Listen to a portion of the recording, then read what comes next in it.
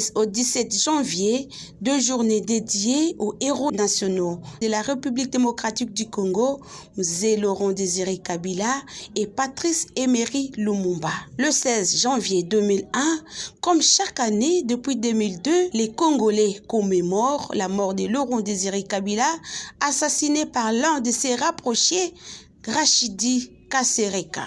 Machaku Mamba Léonard, l'un des témoins oculaires, raconte l'assassinat du fait président. Le chef de l'État, Mzee Laurent Désiré Kabila, en plein travail dans son bureau, au moment où il s'apprêtait encore à aller défendre notre pays au sein de la conférence France-Afrique, a été approché par quelqu'un de la garde et qui a tiré, a abattu le chef de l'État en plein exercice, en plein combat pour le peuple congolais. J'avais eu une séance de travail à laquelle il m'avait associé cette matinée-là. Et au moment où terminions cette séance, il m'avait demandé d'attendre un peu.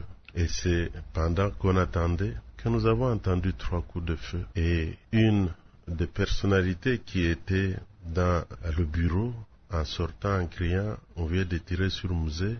Nous sommes précipités pour porter secours. L'histoire permettra un jour de dire la vérité, parce que entre les faits immédiats et tout n'est pas encore dit, tout n'est pas encore connu, mais la vérité est têtue et l'histoire, on peut chercher à la falsifier, mais la vérité finit toujours par éclater au grand jour, et c'est une grande perte.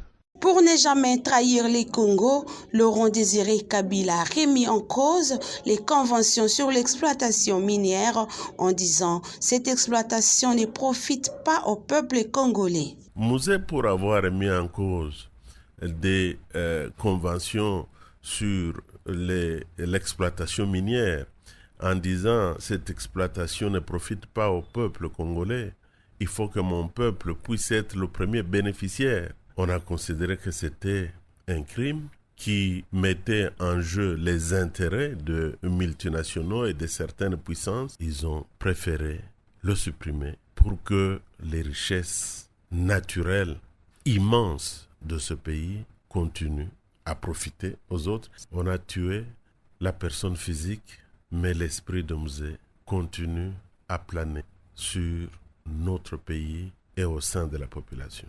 La vision de Mzee était celle de l'indépendance réelle du peuple congolais, et il avait cette vision de l'autoprise en charge du peuple congolais. Il voulait que ce peuple puisse réellement être développé, mais pas seulement seul, parce qu'il avait aussi une vision panafricaine. Mzee, donc, à travers le service national, nous montrait qu'il est possible de créer de l'emploi pour les jeunes, mais de les faire travailler ensemble, avec d'ailleurs cette option à ce que tous ces jeunes, en dehors du français, parlent les 4 langues, parce qu'ils voulaient l'unité du pays et pas la répartition en des entités régionaux, tribales.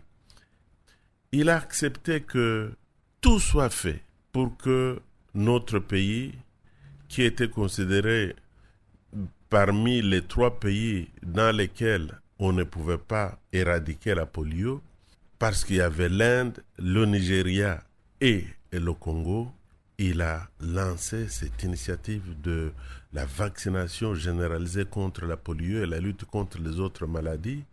Dieu merci, cette initiative a permis qu'aujourd'hui notre pays soit compté parmi les pays où on a éradiqué cette maladie.